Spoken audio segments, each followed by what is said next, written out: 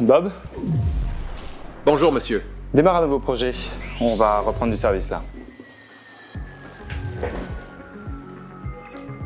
Ces derniers mois, notre flux de travail a considérablement augmenté. Et le fait d'être passé d'une activité de freelance à une activité de société, ça a forcément amené beaucoup plus de projets, mais aussi des équipes avec lesquelles travailler. Dans tout ça, il a fallu s'organiser, alors du coup j'ai testé pas mal d'outils pour pouvoir gérer tout ça. Et c'est là que j'ai découvert Notion, qui est devenu mon premier allié pour mon organisation au quotidien.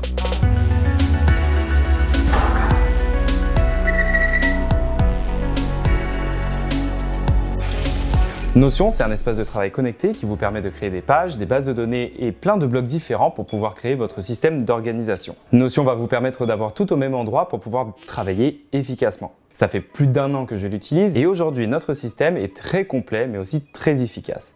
Il est aussi augmenté avec des automatisations et des actions programmées liées avec d'autres applications pour me permettre de gagner du temps sur certaines tâches. Aujourd'hui, je vous propose de créer ensemble un système de suivi de projets simple que vous allez pouvoir utiliser seul ou à plusieurs.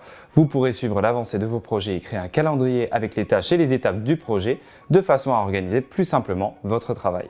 Une fois que vous aurez créé votre compte et complété votre inscription dans Notion, vous retrouverez votre espace de travail dans lequel Notion va vous proposer plusieurs pages avec quelques idées qui correspondent à vos éventuels besoins. On ne va pas s'en occuper, nous on va créer une nouvelle page vide.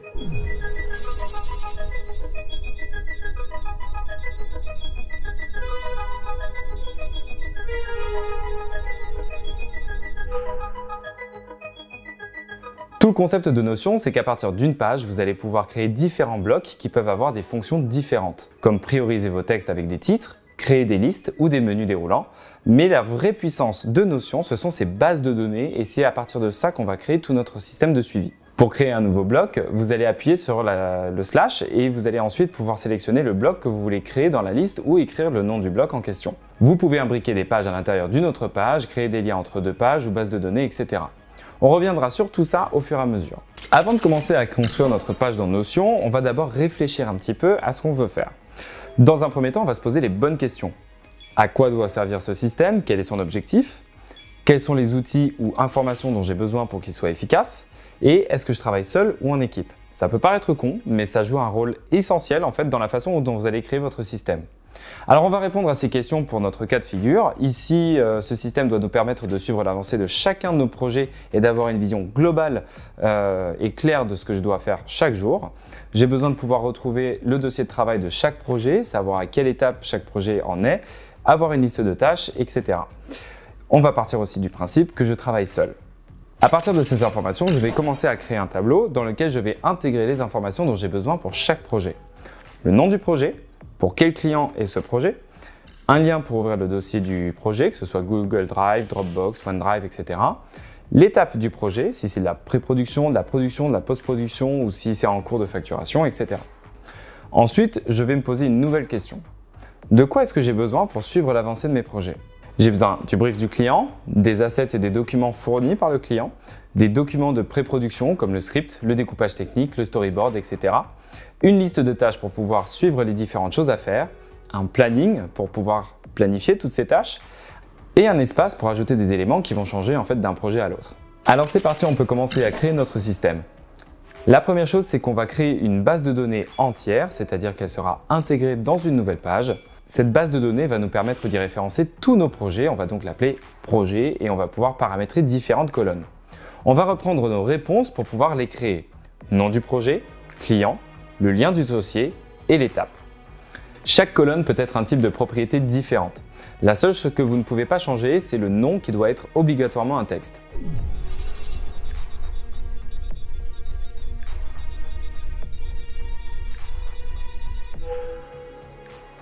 Mais par exemple, la colonne client, on peut créer une propriété sélection dans laquelle on va pouvoir renseigner plusieurs labels pour chacun de nos clients et on pourra ensuite sélectionner un seul par projet. Le lien du dossier Drive ou Dropbox, on peut simplement choisir une propriété lien qui va nous permettre de cliquer directement dessus pour accéder au dossier. Et enfin, pour l'étape du projet, on peut utiliser la propriété état dans laquelle on va modifier les différentes options qui sont déjà possibles. Pour avoir par exemple dans la section Affaires, Standby pour les projets qui sont en pause et Pré-production. Dans la section En cours, on va avoir Production et Post-production. Et dans la section Fait, on va avoir Terminé, Facturation et Archivage. Vous avez la possibilité de changer le nom des colonnes, des options et de leur couleur à tout moment. Vous pouvez aussi changer le type de propriété, mais attention, si vous utilisez des filtres basés sur ces propriétés, ils ne fonctionneront plus et peuvent aussi provoquer des bugs dans vos filtres. Pensez donc à bien mettre vos filtres à jour si vous modifiez une propriété. Notion ajoute par défaut 3 lignes dans votre base de données et on va utiliser ces 3 lignes pour pouvoir tester nos différentes propriétés. On va donc avoir 3 projets pour 2 clients différents et 3 étapes différentes. Je vous parlais de filtres tout à l'heure et c'est le bon moment pour vous montrer comment ils fonctionnent. Sur le côté droit de votre base de données, vous retrouverez 3 petits points qui vous permettent d'afficher un menu dans lequel vous allez pouvoir paramétrer un filtre. Vous pouvez filtrer votre base de données à partir des informations de chaque colonne. Supposons que vous ne voulez voir que les projets qui concernent le client 2. Vous allez donc définir un filtre pour la colonne client et sélectionner le client dont vous voulez uniquement voir les projets. Vous pouvez créer plusieurs filtres et aussi les mélanger entre eux avec différentes règles, mais on se penchera sur ce sujet dans une autre vidéo. On a parlé d'avoir une liste de tâches et un planning pour chaque projet, mais aussi d'avoir une vue centralisée de toutes ces tâches et projets. Du coup, on va créer une nouvelle base de données et celle-ci, elle va nous servir de gestionnaire de tâches qui seront directement placées dans un calendrier. On va d'abord construire notre base de données avec les différentes propriétés dont on a besoin pour gérer les tâches. Donc on va avoir le nom de la tâche, son état, si elle est à faire, en cours ou faite, la date de la tâche. On va ajouter une dernière colonne avec une propriété relation. Cette propriété va nous permettre de créer un lien entre deux bases de données et on va donc relier la base de données projet avec la base de données organisateur.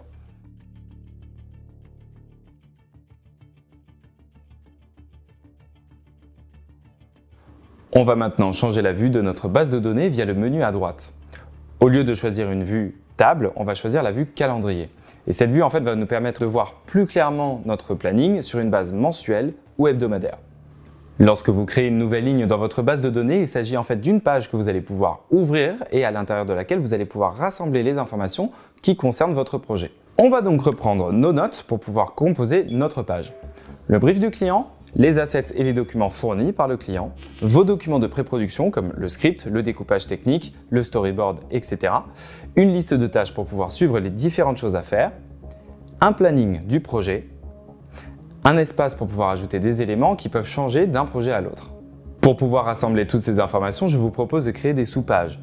Info client, dans lequel on va mettre le brief et les assets, production, dans laquelle on va mettre le script, le découpage technique, le storyboard, et une page Flex Zone dans laquelle vous allez pouvoir mettre tout ce que vous voulez qui n'est pas régulier à chaque projet, donc qui est un peu exceptionnel. On va ensuite créer deux vues liées de la base de données organisateur. La première sera une vue liste que l'on va filtrer et qui va nous montrer uniquement les tâches qui concernent ce projet et qui sont à faire. Ici, on va donc filtrer la propriété projet et la définir sur la page en question. Et on va ensuite ajouter un second filtre pour l'état et n'afficher uniquement les tâches qui sont à faire. La seconde, ce sera la vue calendrier avec uniquement un filtre sur la propriété projet. Et voilà, on a notre page pour pouvoir gérer nos projets individuellement. Le seul souci, c'est qu'on ne va pas s'amuser à refaire ce process à chaque fois qu'on va créer un nouveau projet. Alors on va revenir sur la base de données et juste à côté du bouton Nouvelle page en haut à droite, vous allez pouvoir remarquer qu'il y a une petite flèche. Si vous cliquez dessus, vous allez retrouver une liste de pages modèles et la possibilité d'en créer des nouvelles.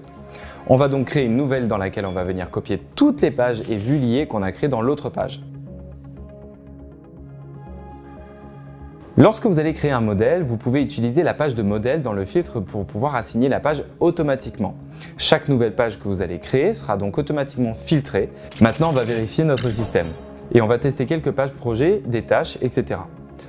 On va donc dans un premier temps créer une nouvelle page qu'on va nommer projet test. On va y ajouter un client, copier le lien du dossier Drive qui correspond à ce projet et définir l'étape. Une fois que la page a été configurée selon notre template, on va pouvoir venir vérifier que le lien avec l'organisateur et les filtres fonctionnent correctement. On va partir de notre page de projet et on va venir ajouter une nouvelle tâche ou un nouvel élément. Et pour cela, on va aller dans notre vue calendrier et cliquer sur un des petits plus que vous pouvez voir sur les dates que vous allez choisir. Supposons qu'on doit livrer ce projet le 12 novembre et je vais à la date du 12 novembre et je vais cliquer sur le plus pour pouvoir ajouter un événement à cette date. Je vais renseigner ensuite le nom et l'état de cette tâche. On va aller ensuite vérifier dans la base de données si on retrouve bien la tâche que l'on vient de créer et que toutes les informations sont renseignées correctement, c'est-à-dire l'état, le projet et la date. Si tout est conforme, ça veut dire que notre système est enfin opérationnel et que vous allez pouvoir donc commencer à l'utiliser pour pouvoir vous organiser. Vous avez maintenant un système de base pour pouvoir suivre vos projets et vos tâches. Et si vous voulez découvrir comment utiliser Notion dans les autres aspects de la production vidéo, je vous invite à vous abonner pour ne pas rater les prochaines vidéos. En attendant, on se retrouve comme d'habitude sur Twitter et Instagram et je vous donne rendez-vous dans la prochaine vidéo. Ciao!